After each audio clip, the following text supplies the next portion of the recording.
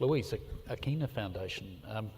One of the questions we've got is, what will social procurement deliver to New Zealand in New Zealand context, and how will we support it, or how will it be supported? Great. I'm going to get up straight away because my back's a bit sore, so I'll just stand up over here. Tēnā koutou katoa. Ko Aomarangi te moanga, ko te whanganui a Tara te awa, ko McDonald te iwi, ko Aitken te hapu, ko Louise takoingoa, tēnā koutou katoa. It's a real honour to be here and follow these guys. Colin kind of stole some of my first slides, so I'll go through them pretty quickly. I was really honoured to be leading one of these corporate social responsibility programs before I joined Ākina. And New Zealand does corporate social responsibility really well. You know, it's really well funded. There's some awesome impact being delivered by these organisations up here. And they're making a difference in the communities where they operate, and that's really fantastic. But Colin made the point of how much money is spent on these programs.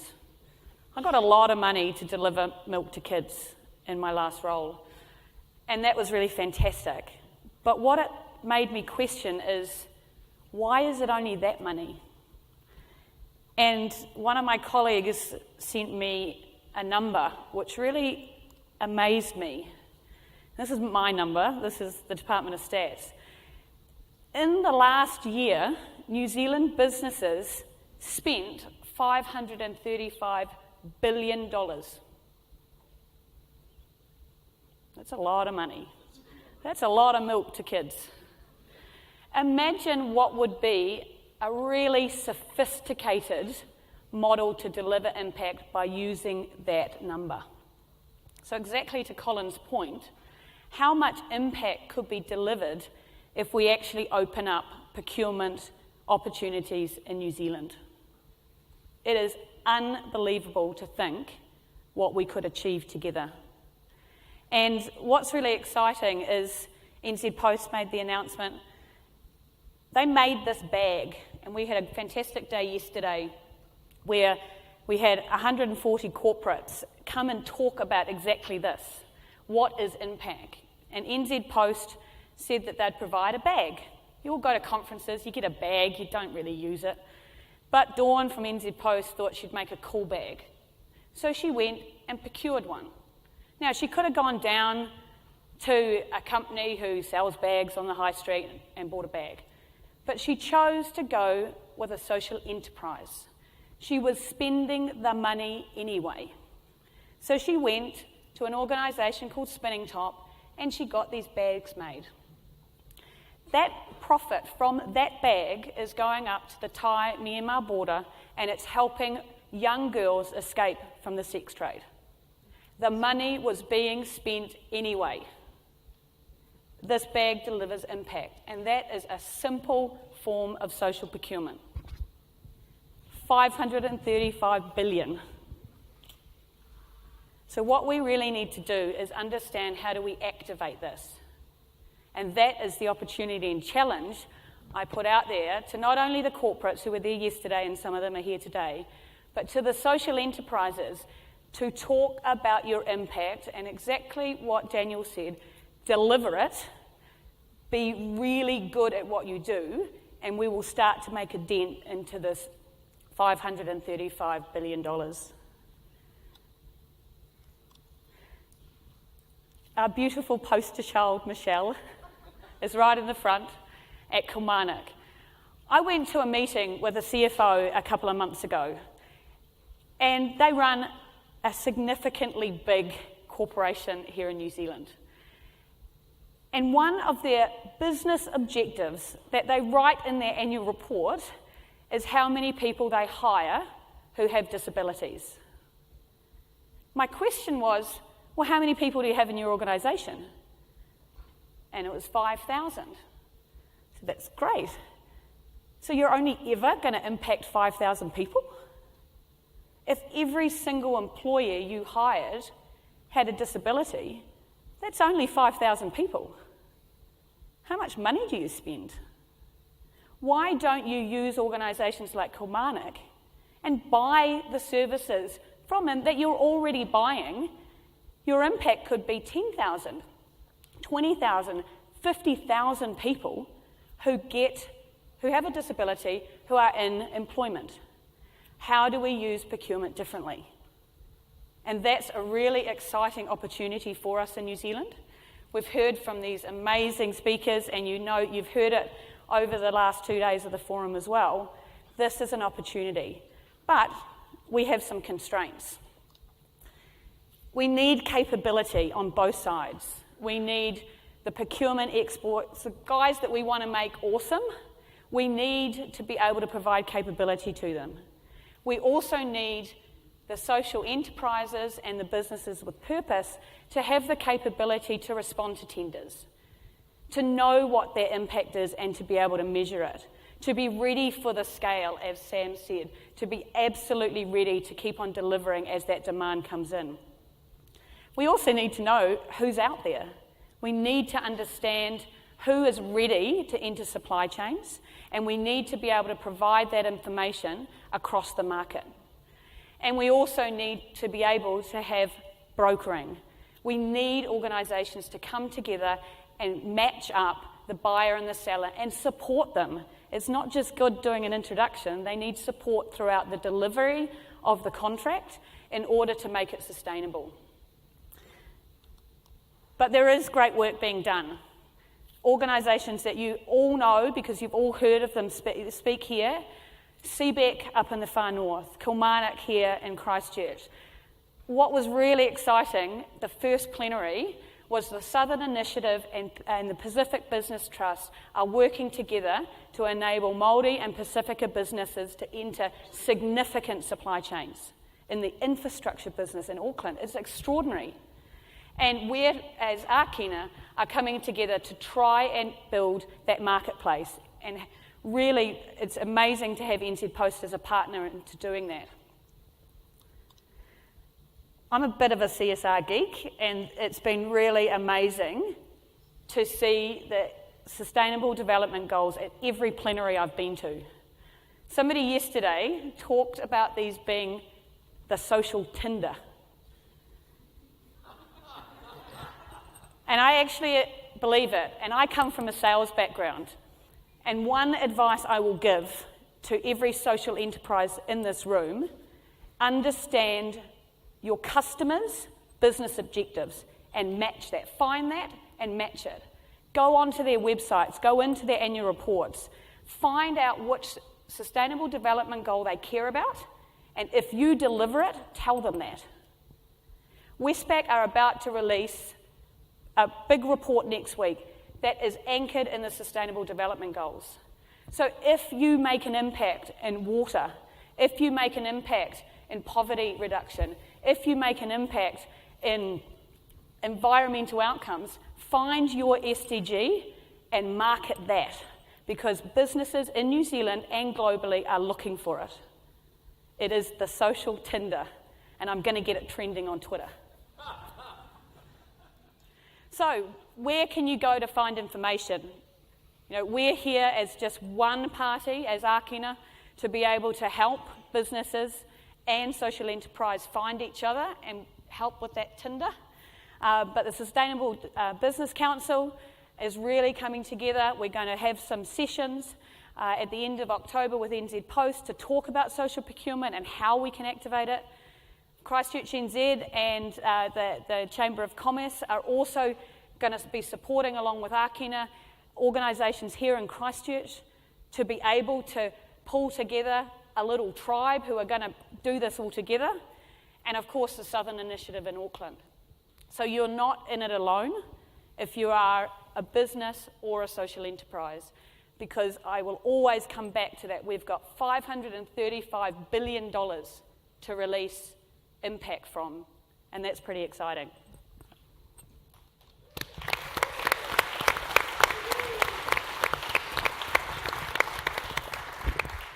Social Tinder, another lovely new term for us. The other thing I love about these bags is made from recycled billboards, which I think is fantastic. So great to see plenty of billboards out there, so we can make plenty of bags, I expect. So thanks for all your presentations. It's so insightful, and I know I've learnt a lot out of it as well.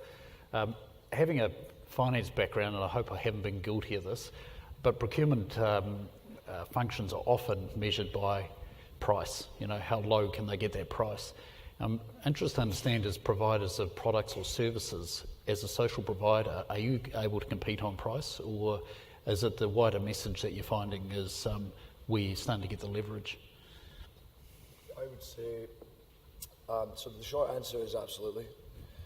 And the social message gets you a conversation starter, but there's a process in winning business in corporate. So it will start with your social message. You saw some of our slides. We go into a little bit more depth than you saw. Then it actually has to come down to the mechanics of the negotiation of what you're doing. And rest assured, none of these companies give us a free ride, right? Deloitte kick our ass every year to push us on price. Are they getting the best deal? Because there's no favours out there, but you shouldn't expect it either. I think the social sector for quite a while has felt, we all do good stuff, right? We're all quite virtuous and we all love all that, you know, how good we all are at that stuff. But it's fine, it's great. That's, as you were pointing out, sits on another side of the business.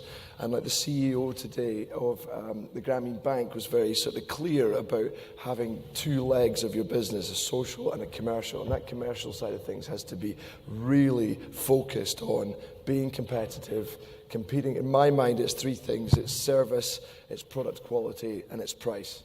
You get those three things right, you've got the right to ask for business in any sector, in any walk of life. So there are times when being uncompetitive or slightly more expensive has a place.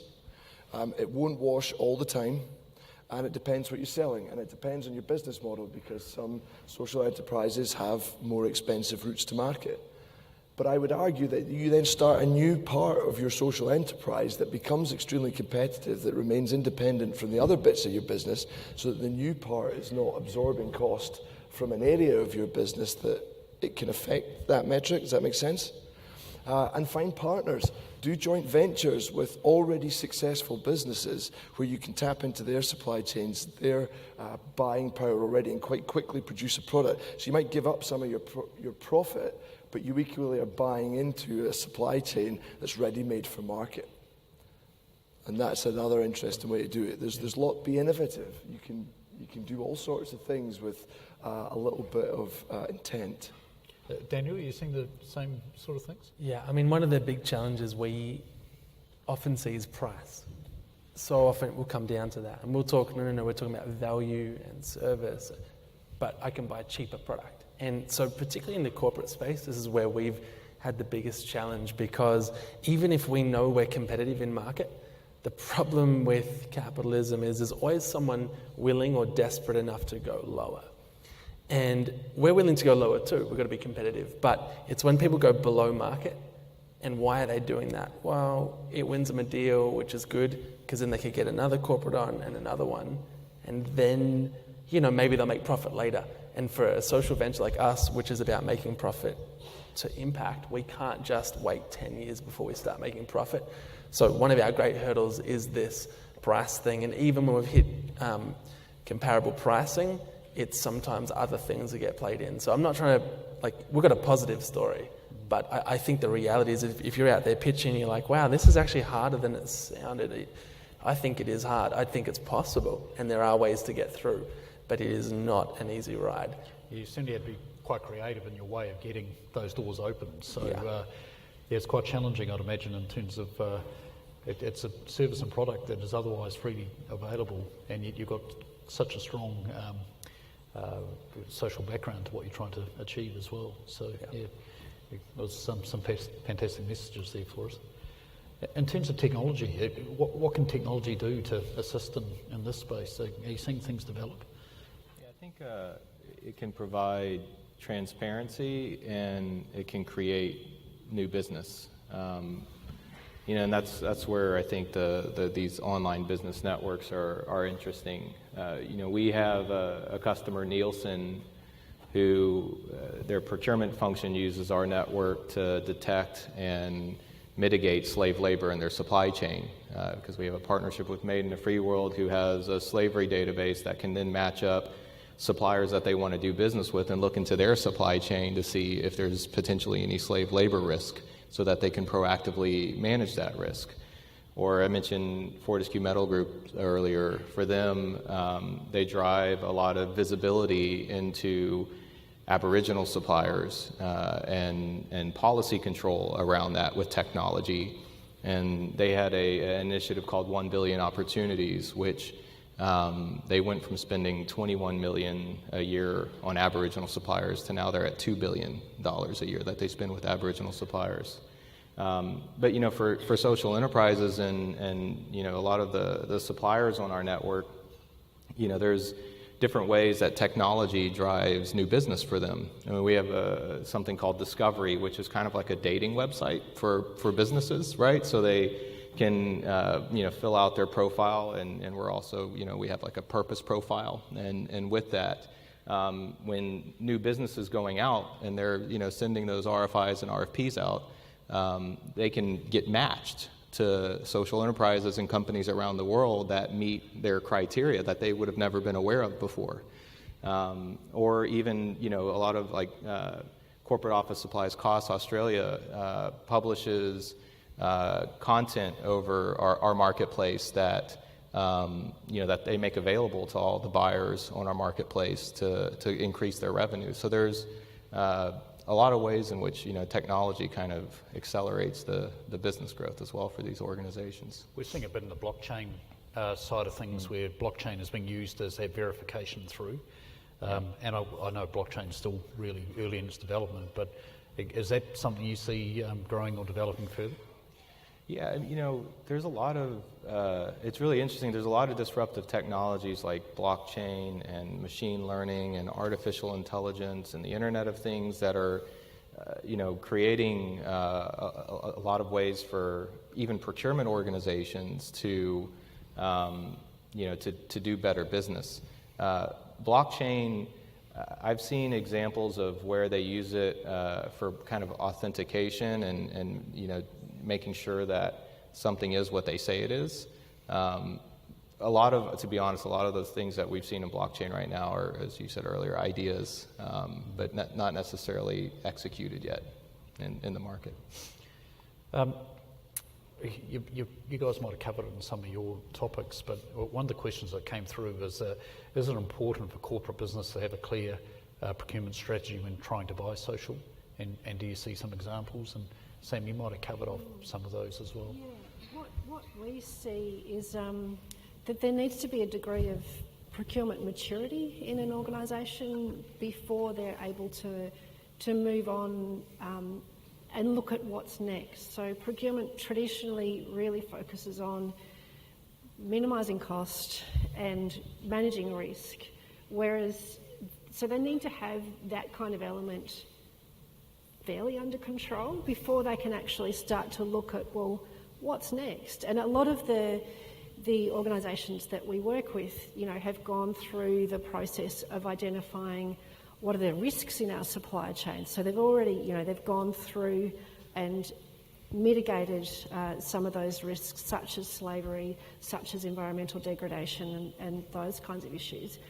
Then they're moving to the next stage, which is all about, well, what additional value can we create through our supply chain? So it's a level of maturity and a bit about sort of stability as well, and the recognition that procurement is a strategic lever of an organisation. Yeah. We saw a number of Colin, I was going to link into you. We saw a number of 535 billion, you know, procurement in New Zealand. I was interested in the UK learnings that we could take, or how that fits into some of your comments, Louise.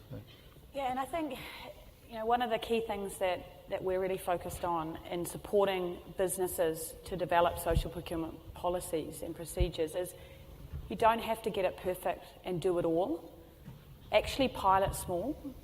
You know, also look into your supply chain as it is today, because likely there are social enterprises already in there. They might not, as Sam said, they might not have even identified themselves as a social enterprise. understand the value that they're delivering within your business, whether it's the impact, whether it's staff morale, whatever it might be, and just try to increase it. You don't need to try and do everything all at once. And also, to be honest, in the New Zealand market, there isn't that enough social enterprises to be able to deliver if you suddenly said my entire supply chain has to be social. So the market has to come up together, and that's what is really exciting about where the New Zealand market is today. Colin, what can we learn from what you've seen in the UK? And I do, I sort of agree with that for sure. We're one of the few corporate-ready social enterprises, and it's a difficulty because corporates are big machines that rely on effective suppliers. And that's something to remember as a social enterprise. It used to wind me up quite often where it was described to me as trying to break the cycle of incumbency, how we would be competitive, we would have a great story, and our cause was all there, but people wouldn't switch. And it used to drive me nuts. How could they not? Like you were saying, how can't you see this? But I've grown up a bit and appreciate that. I'd say finding good suppliers is the key to business success. So you've got no right to it at all, but that opportunity will come around again, and it will come around again. So you've got to stay in it for the medium to long haul. And it's interesting. It's so funny. I'm here on a delegation really from Scotland and the UK, and I sit on the board of Social Enterprise UK. I've met 4 people here on a delegation that I have met at some point in the last 10 years where they were just like, oh yeah, you came to see me, and you came to see me. And I've just won a £250,000 contract back home with a supplier I saw 10 years ago. We weren't ready. But he didn't tell me that. He just let me down nice and gently, and he said, it's brilliant. He said, your idea was great then, but now we can absolutely smash it. And he's like, totally, he didn't even procure it. He's like, amazing. Come on, there's the data. Let's go. They're now moving into social procurement. So that's great. So he's like, oh, absolutely. It's an easy win now. So don't expect it, but hang in for the long haul. But you must scale up. So we didn't have anything 10 years ago, and now we're doing this. So it's getting easier and easier, but it's still not easy, right? But as you build, you invest, and you put more resource, and you can influence the market a lot more. So stay in it for a long game. Brilliant. I know we're just about out of time, but I'd just be interested in your last thoughts around advice to the audience, and particularly in the New Zealand context. So fire away. What's your 20-second soundbite for us? If you don't sell it right now, think about creating a new business to target the spend that's out there. And my granddad always used to say to me, you don't learn anything when you're talking. So tell your story, get that bit out of the way and inspire people, and then ask a load of questions and listen. What could I be? What do you buy, and what can I sell you? And if you don't sell it, think about making it or doing it, and look at all the examples that Thank You have managed to produce. It started with water, but it's far more than that now. Yeah, I think maybe some of the best advice was just given around time. Be in it for the long haul. We've been on 9 years. Did you say 10? 10, yeah. 10. I met Thomas in the audience, social enterprise in New Zealand here, homegrown, the Water Boy, and it's 2 years in, and hearing the success at their 2-year mark, I'm like, we weren't doing that well then. But, I love it. The trajectory is quicker, but stay in it for the long haul because, time is where the game is won. Brilliant. Ben? Yeah, I would just say, I think empathy, just like, a lot of empathy exists with procurement functions and their desire to be purpose-driven, that same empathy back into the corporations and the challenges that they're faced with in their day job allows you to better align your values with their values. I'd say, I guess to suppliers as well as to buyers, that find an easy win, find a path of least resistance. So, if you're a supplier, start with something small, start targeting a buyer that has some flexibility in an area that you can deliver. And if you're a buyer, there'll be something that you can start with, source it from a social enterprise, but there'll be something that you can start with that you can then start talking about and build some momentum in the organisation. Brilliant. Thanks. I think my final thought will be, this has been a panel about social procurement. We all procure stuff. So in your own consumption, be careful and pointed about where you buy your things from. Hunt out those social enterprises and create that demand for them. Outside in the reception, you can buy his book. So procure his book. Cool. And I will tell you, you said it's uncomfortable to read it landscape. I read it and thought, why aren't all books landscape? So go out and procure. And we've had a successful panel, I think, if that happens. We know the benchmark price, don't we? So. Yeah, no. Hey, oh, well, brilliant. Hey, it's been an excellent panel, so I appreciate your time and the content. So thanks very much, Colin, Daniel, Ben, Sam, Louise. So thanks for your time.